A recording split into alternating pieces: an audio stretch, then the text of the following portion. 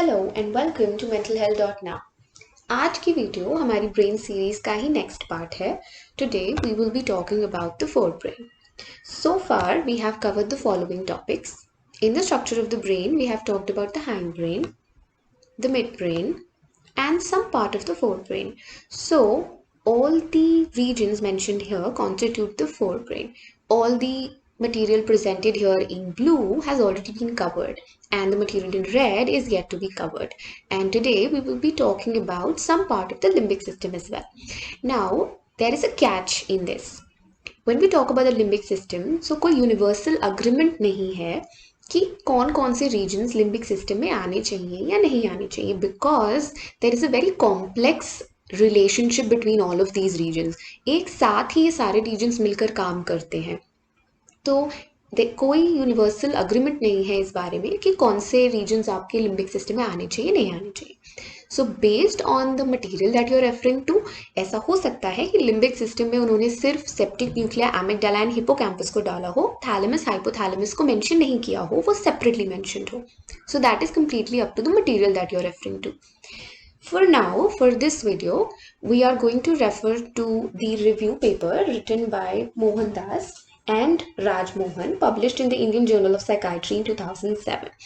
And उनके review में they have mentioned कि hypothalamus, septic nuclei, amygdala and hippocampus are the regions that fall under the limbic system.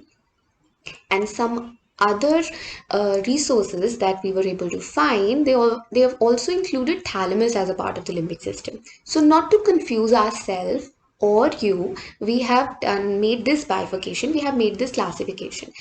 But it is very much possible that you can find alternate classifications. So please don't get confused. आपको यहाँ पे करना ये है कि आपको इन regions के functions पता होने चाहिए.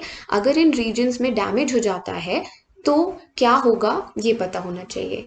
ये लिम्बिक सिस्टम का पार्ट है या नहीं, that's a very generic question. Usually septal nuclei, amygdala and hippocampus को लिम्बिक सिस्टम का पार्ट मानते हैं. मेजॉरिटी प्लेसेस पे मे बी हाइपोथैलेमस, थैलेमस को ना मानते हो. So that you have to refer to the material जो भी आपको एक पर्टिकुलर एंट्रेंस के लिए या एग्जाम के लिए दिया गया है. Right, so for now I have told you कि हम कौन सा पेपर रेफर कर रहे हैं इस क्लासिफिकेशन के लिए. So in this video we will be talking about the thalamus and the hypothalamus specifically. So these are the regions that fall under the forebrain. Coming to the topic directly. So forebrain is also called prosencephalon. It contains the most complex networks in the central nervous system. And of course, उसका एक बहुत central role है in processing information जो आपके बहुत complex cognitive activities से related है, sensory associative function से रिलेटेड है या वॉलंटरी मोटर एक्टिविटीज से रिलेटेड है. It is the seat of all executive functioning, planning etcetera that we are going to cover with each and every region that we are going to discuss in this video and in the next video as well. So the most basic thing that I believe all students in psychology should know is that the evolution of the brain. So जो सबसे पहला region था, the most primitive region that developed was the hindbrain and the midbrain, जिसको हम collectively brainstem भी बोलते हैं. उसके बाद limbic system develop हुआ. And then finally, the cerebral cortex, which is the most recent development associated with everything from language processing to problem solving and from impulse control to long-term planning. Okay, so moving forward, the forebrain is further divided into the diencephalon and telencephalon. The diencephalon is lower, it contains the thalamus and the hypothalamus, while telencephalon की अगर हम बात करें तो वो diencephalon के ऊपर है situated, and it contains the cerebrum, which is the home of the highest level cognitive processing in the brain. It is this large and very complicated forebrain that basically distinguishes the human brain from other vertebrates, because we have this seat of executive functioning, complex, higher cognitive activities which other vertebrates don't. So moving forward, let's talk about the thalamus first. It consists of two lobes of gray matter along the bottom of the cerebral cortex, and it is a sensory relay station. So most basic terms में अगर हम बात करें तो thalamus को sensory relay station बोलते हैं. And why? Because nearly all the sensory information passes through the thalamus to the cerebral cortex. It is involved in the sensations of pain, temperature, pressure, as are the nerve impulses from the cerebral hemispheres that initiate voluntary movement. It has significant role in motor activity, emotion, memory, arousal, and other sensory motor and associative functions. It also plays an important role in the sleep-wake regulation and arousal. Then there is also another important information that we need to remember about thalamus, especially if we are giving entrance exams, masters or MPhil level. So that information is that thalamus, it has several nuclei, but the ones that are important to us are two.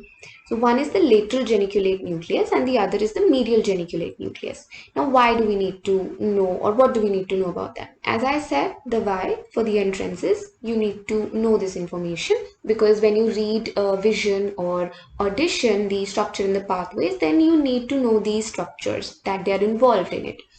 So lateral geniculate nucleus, it relays visual information like the representing the location of the visual field and the color. It receives input from the opposite side of the visual field with contributions from both optic nerves. When we talk about the medial geniculate nucleus, it relays auditory information. It receives input from the inferior colliculus as well as from the auditory cortex. Yes, the medial geniculate nucleus has further subdivisions which take up different tasks, but we're not going to talk about that because entrances usually don't go in that much detail. But for your knowledge, I will just mention them here. So the medial geniculate nucleus has three parts: the ventral, dorsal and medial. In the ventral, it relays information about frequency, the intensity, the laterality, while the medial region, it encodes relative sound properties. The dorsal region, it relays information about complex sound. So it's like they've divided the work within that nucleus. Now what will happen if the thalamus is damaged or it has a lesion, or it is stimulated? So it is associated with changes in emotional reactivity. Okay, now moving forward to the next region that we're going to discuss in this video, it is the hypothalamus. Now it lies below the thalamus and just above the pituitary gland. It contains a control center for many functions of the autonomic nervous system, and endocrine system से तो बहुत ज़्यादा ही related है. Why? Because it has a very complex interaction with pituitary gland. Just imagine that there is thalamus, then below it is the hypothalamus, and then below it is the pituitary gland. So इतना closely situated है that they are going to interact with each other like a lot. So बहुत complex interaction है, and hypothalamus आपका autonomic nervous system and endocrine system में बहुत ज़्यादा ही involved है. Then the key player, it is a key player in emotional experiences during high arousal states like drive behavior, hunger, thirst, sex. So all of these are drive behaviors. So hypothalamus plays an important role in these experiences. It also plays a role in the induction of sleep. Now, before I move forward with more functions of the hypothalamus, let's quickly see what are the regions, not the regions, the lesions. If there is a lesion or damage to the hypothalamus, then what will happen? It will interfere with motivated behaviors like sexuality, combativeness or hunger. We'll see what regions are involved in these. Then lesions or damage may also produce symptoms of pituitary dysfunction, and there can be insomnia or fluctuations in body temperature. Now I will continue with the functions because there are a lot of functions that hypothalamus has. So the next one is that at the autonomic level, it stimulates smooth muscles, which are basically, the blood vessels, the stomach, the intestines. So it receives sensory impulses from all these areas. It controls the rate of heart, the passage of food and bladder contractions. Homeostasis function, again, that is also important. आपका metabolism regulate करता है hypothalamus, आपकी osmo regulation के through आपकी body में water maintain रहे, उसका balance maintain रहे, एंड देन आपकी बॉडी का टेम्परेचर मेंटेन रहे, वो भी हाइपोथैलेमस का काम है.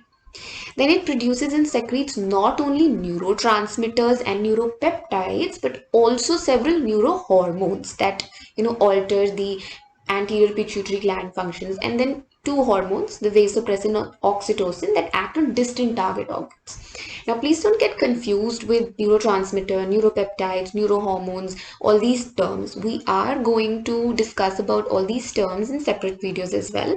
For now, just remember that hypothalamus is involved in the production and secretion of all these things.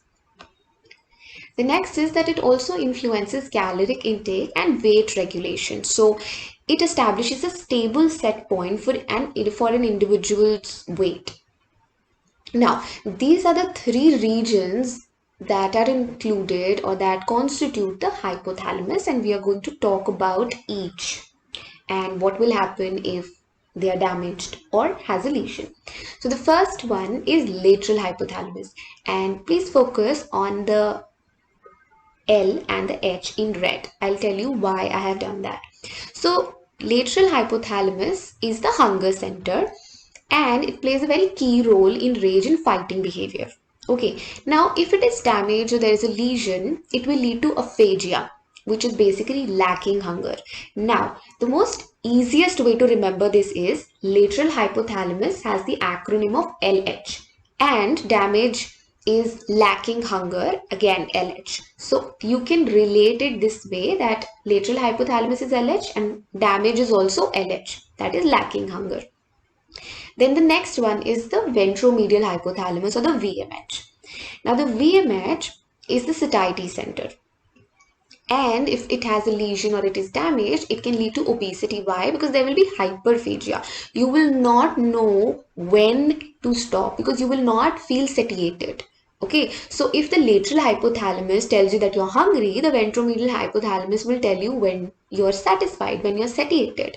So damage to VMH will lead to hyperphagia. Again, the VH of ventromedial hypothalamus becomes very hungry if damaged. Then the third region in the hypothalamus is the anterior hypothalamus, which has the function that it stimulates, or the stimulation of anterior hypothalamus, it increases aggressive behavior. And if it is damaged, it may lead to permanent inhibition of sexual activity, so asexual. So anterior hypothalamus, asexual. So you can use these acronyms to remember the damage and the functions even. So I'll just sum it up very briefly what we've discussed today. We have discussed about the thalamus and the hypothalamus that constitute or that fall under limbic system as per certain theorists or review papers, I would say. And in the following videos, we will talk about the other remaining regions of the structure of the brain. So for now, I hope that I was able to explain it in a manner that you could understand and retain. If you have any queries, please feel free to contact us, or you can even check out the description for the references that we have used. जितना भी हमारा theoretical work है, जितनी भी theoretical videos हैं, all that information जहाँ से भी आ रही है, we will be putting that in the description.